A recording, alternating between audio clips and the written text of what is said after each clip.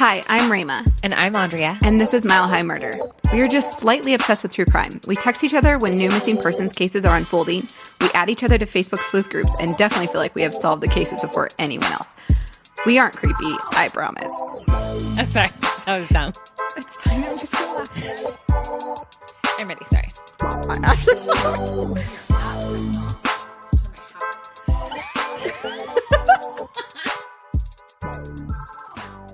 Hey, guys. Hi. Happy Halloween. Ooh, happy Halloween Tomorrow. Jinx, buy me a Coke. Stop. Okay. Don't you have to count to 10 first? Oh, I didn't know that. Oh, isn't that the rules of Jinx? Like you say Jinx and then you count to 10 and then whoever. No, that's not how they did it in the office. Oh, that's how I did it in my whole childhood. Well, I believe Jim and Pam, so whatever. Hi, guys. This is Mile High Murder. Yeah, it's not. That's Rayma. Yep, that's me. And I'm Andrea. Dinkus. And we are super excited because, one, tomorrow is Halloween, and we're very excited about Halloween. And I am bringing you guys a crazy, crazy case out of Windsor, Colorado. Ooh, I love Windsor. It's so cute, isn't it? It's so cute. It's the cutest. There's like nothing to do in Windsor. I mean, but it's like a small town vibe. It is. It's adorable. They have like little festival things in the summer, kind of, don't they? Yes. Actually, so one of the sources I'm going to tell you about today, it's this podcast called The Way It Was Pod Past. Oh. So it's like history. I have never heard of that. She's awesome. She's part of the Coloradoan. Oh, so it's a local podcast. Yeah. Cool. Anyway, she like referenced a harvest festival in Windsor, and I was like, oh, like Parks and Rec? Oh. Like that one? Oh my gosh. Oh my gosh. So I have no idea. I've never been. We should probably get never heard about it until that. So we'll see. So anyway, today, are you ready? Oh yeah. Okay. This is the unsolved cold case murders of Alan and Doris Sorenson. I am surprised you're doing an unsolved case. You know how I hate those. You hate unsolved cases. I do, but I want it to be creepy because it's Halloween. Okay. So creepy vibes. Yeah, creepy vibes. Okay, so first I want to get my sources out there so you guys know. A lot of this came from the Coloradoan CBI cold case website thingy. It's nothing. It's There's such not even a slight picture little of them. Tidbit. If you've ever looked at the CBI like cold It's case like site, they're very eye color, tiny. Yeah, height. it's like no information. Nothing. Also, a couple of clippings from the Windsor Beacon, and then, like I said, The Way It Was past podcast. It's really hard to say. This is a really great podcast, and this had the gal who does it. Her name is Erin Udell. And she interviews the guy, the cold case detective who's on this case now. That's awesome. Yeah, he's really cool. So his name is Detective turn Lopez. us off and go listen to them. I'm just kidding. Listen to us. No, listen to us first. Yeah. So great. Honestly, like such a good podcast. And because this story takes place in 1984. Oh. It was super fun to try and find information online. Yeah, I bet. Oh, man. So I was, I had to dig, but I found stuff. So here we go. Thank you for digging for us. You got it. So let's start with the history of Windsor because I love history because I'm a nerd. Yay! And Rainbow loves it so much. So according to Wikipedia, which I was stoked, this even had a little, like this tiny little down around here. Actually had a Wikipedia page. So people started moving into Windsor in 1870 because of the railroad, which if you've ever driven through Windsor, like, have you ever gotten stopped behind a freaking train? Oh, yeah. Of course you like I can't have. drive through. There's like a major highway that goes through it and it's the worst. Anyway. So this is crazy because, okay, you know this. We know this.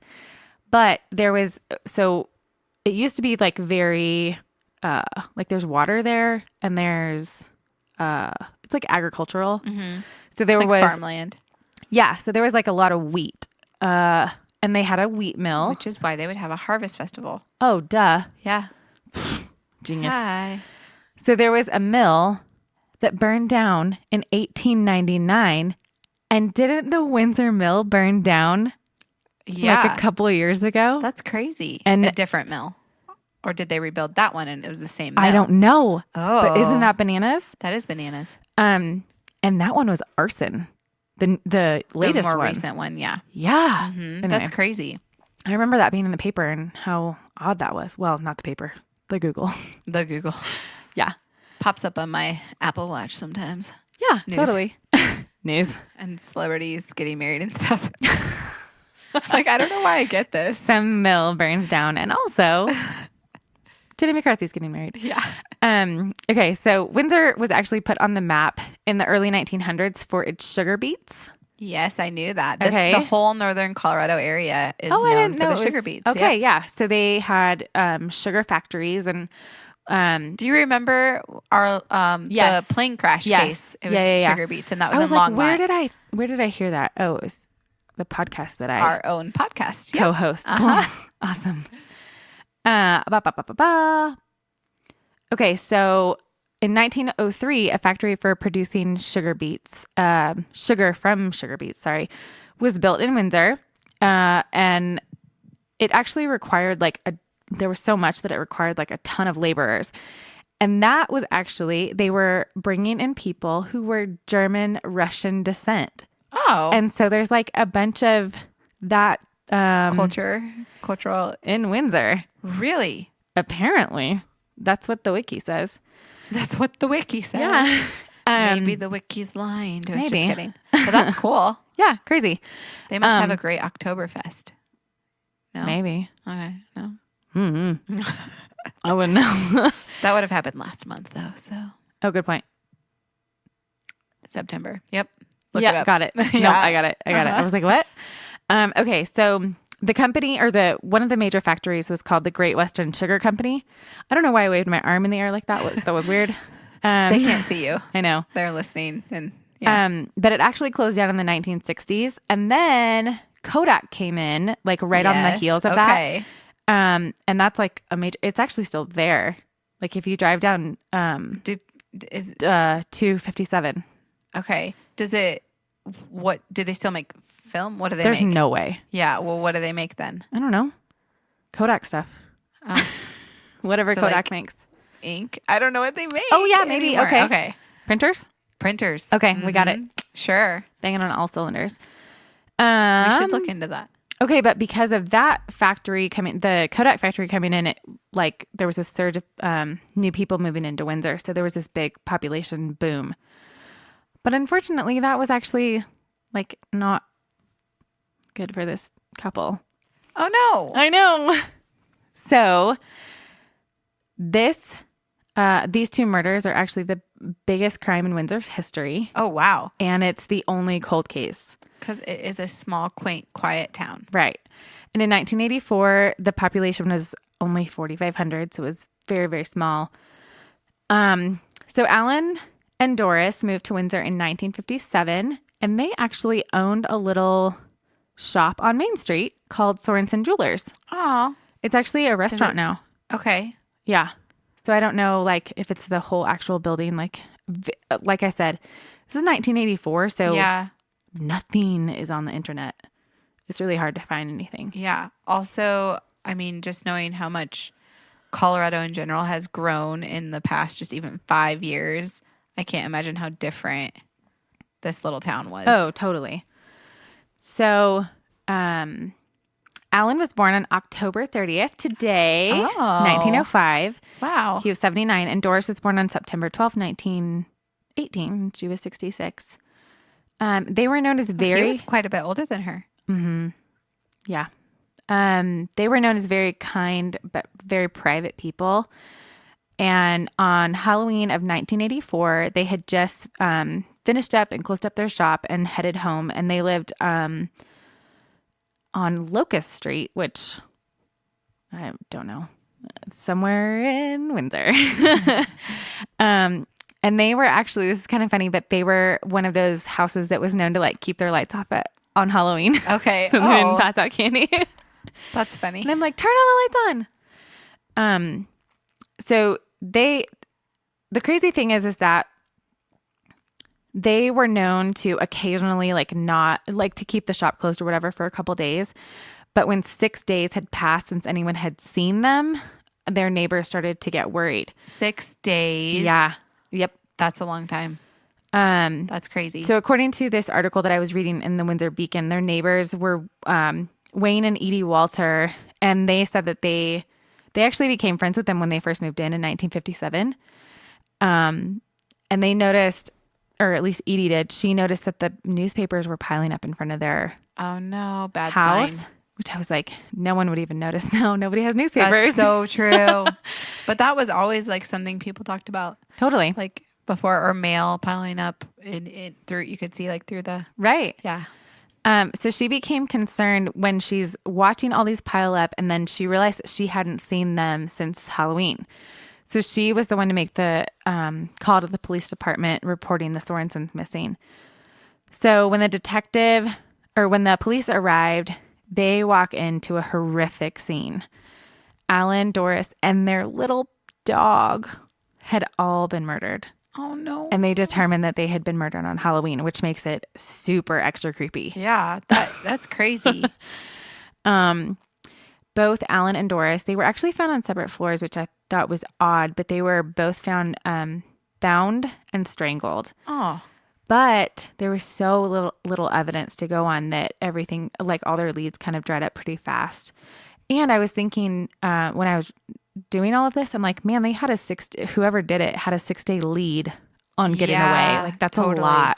Well, but it's a small town. That is pretty crazy that no one saw anything, heard anything. Yeah. And it's Halloween, so it's not like people are out. People are freaking out. Yep. So creepy. This is kind of funny, but not funny, haha, but funny, weird. But there's so much mystery about it and how they were bound and whatever. Excuse me, that people actually started to believe that a Satanist cult was to blame, which I'm like, no thanks. That is creepy. Are there a lot of cults like that in Windsor? I don't know. Hopefully not. Hopefully not.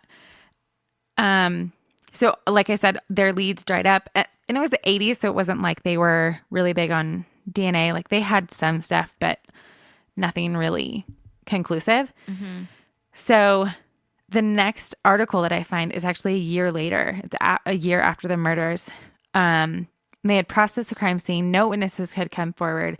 And the police chief at the time, his name was John Michaels, he told the Beacon that he actually believes that somebody was at the store that day and at their jewelry store? At the jewelry store and knows something, or maybe they were the one. I know. I was thinking they own a jewelry store. I wonder if it's tied to that somehow of okay, that's funny you say that, because it was a year or two earlier before they were murdered that there was a break-in and somebody stole $27,000 worth of jewelry. That's a lot.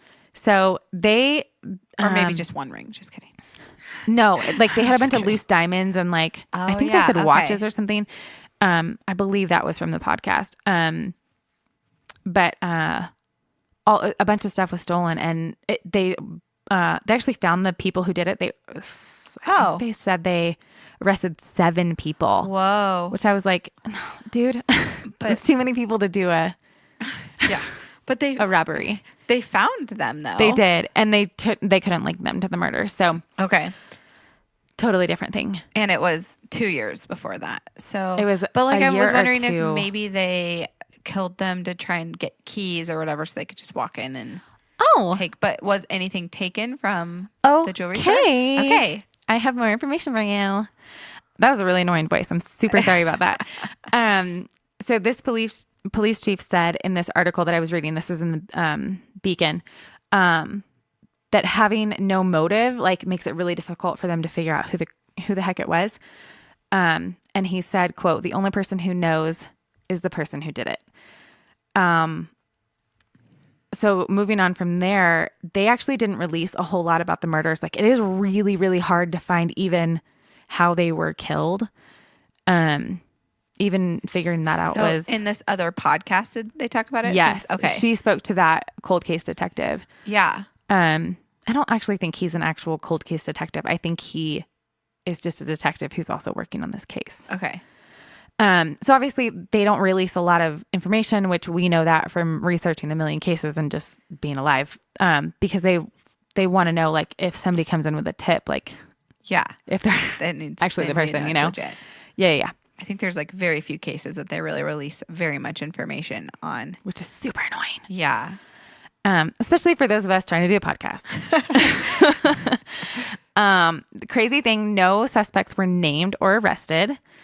And obviously, like I said, it's 1984. Not much is known about it. People talked about how they were very loved in the community. And according to, what was it? Oh, it was a different newspaper clipping. It was from the Windsor Beacon, and it was November 8th, 1984, after they found them. And this woman that I was talking about, Edie, she talks about how they were like really loved in the community, that they actually didn't have any kids, and that their dog was kind of like their kid, which I'm like, oh my gosh. So she talks about that. I love this because you can't find a lot online. She talks about them being, Doris was really generous, and she would go around and do like really kind things, but like didn't want any praise for it. Aww. And she was actually kind of a jokester. Like she could always tell a good joke. And Alan loved chocolate chip cookies. Oh, I was like, I love those little details about him. That's so cute. So like you said, when the detectives go to the house, there's no sign of a break-in. Okay. Like nothing is damaged. They walk right into the back. Well, I mean, it was Halloween. I wonder if they turn their lights off. If they turn their lights off. Yeah. They also said there was no sign of a robbery. Well, also I wonder, in Windsor in 1984, small town, did they leave the doors unlocked? Was that That's a good question. Common thing? Because there's a lot of places that. Well, and usually when that happens, and this is in the podcast as well, like a surge in like people buying locks, like extra locks for their doors, like that happened. And so maybe they didn't. Maybe it was just they kept them unlocked because it was the 80s. Yeah, and a small town, and a small town. That's right. So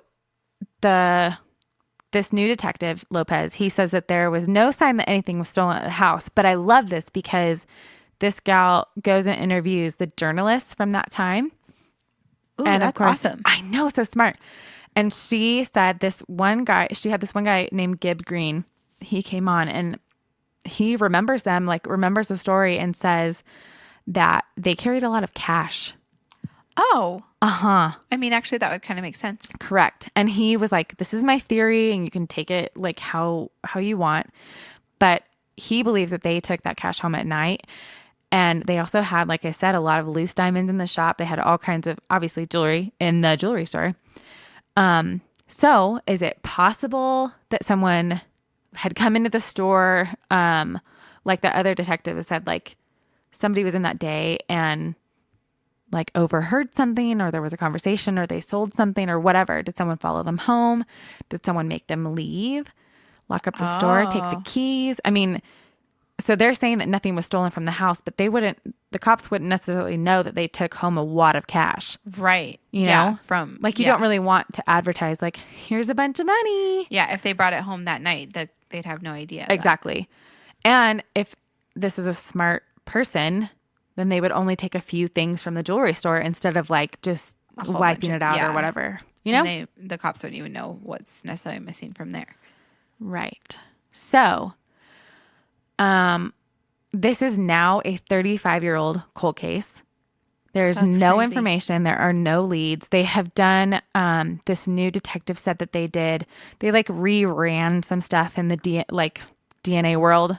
But nothing hit. Nope. And obviously they didn't have the same kind of preservation that they do now. And it's completely different than it was 35 years ago.